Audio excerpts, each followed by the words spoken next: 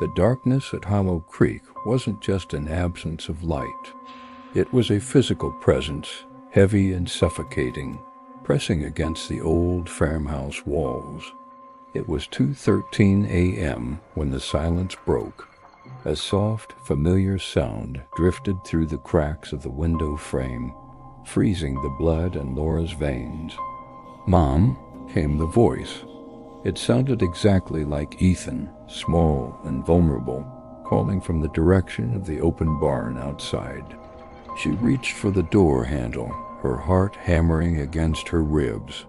But a heavy hand gripped her shoulder, pulling her back into the shadows. Daniel didn't say a word. He simply pointed his flashlight toward the top of the stairs, where their son was fast asleep. "Mom, it's cold," the voice repeated. This time there was a rhythmic, mechanical quality to it, like a recording skipping on a loop. The entity was practicing. It was learning the cadence of their speech, the way their names rolled off the tongue, sharpening its lure. The voice outside shifted. It tried to say Laura, but the sound stretched and distorted into a guttural, metallic rasp that made the house tremble. Morning brought no relief, only a cold, pale light that failed to warm the frost on the windows. Laura refused to leave Ethan's side. Outside, Daniel found Mr. Wilkes standing by the fence. The old man looked more weathered than usual, his eyes fixed on the barn's silhouette. "It's finishing its practice," Wilkes whispered without turning. "It's quiet now because it's getting hungry. You shouldn't have opened that well, Daniel."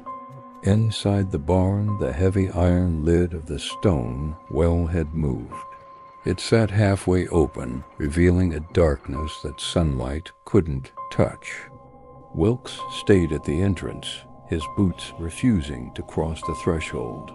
He spoke of 1974 and the Briggs family who once lived here. They heard their dead father calling from this very barn, Wilkes said. One by one, they followed that voice. By morning, they were gone. Determined to find answers, Laura retreated to the basement. The air was thick with the smell of damp earth and old paper.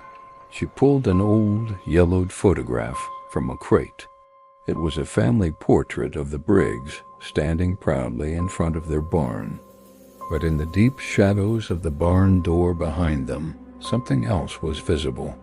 A tall, pale, spindly shape, barely more than a smudge. Lavra dropped the picture, the glass of the frame shattering on the concrete floor. The thing had been here for decades, waiting. Daniel tried the phone again. The line was a mess of static and high-pitched whines, like 100 voices screaming at once. Sheriff Dalton's voice finally broke through. "Lock the doors, Daniel. I can't come out there. Some things are outside my jurisdiction." The line went dead with a final, sickening click. They were alone. The sun was dipping lower, casting long, skeletal shadows across the yard. Late afternoon.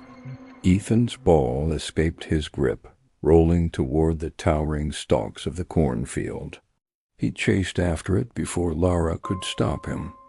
"Ethan," a voice whispered from deep within the stalks. It was his own voice, calling his own name, beckoning him into the green wall. He turned and ran, his heart thumping against his chest. He didn't stop until he slammed into the kitchen door, gasping for air.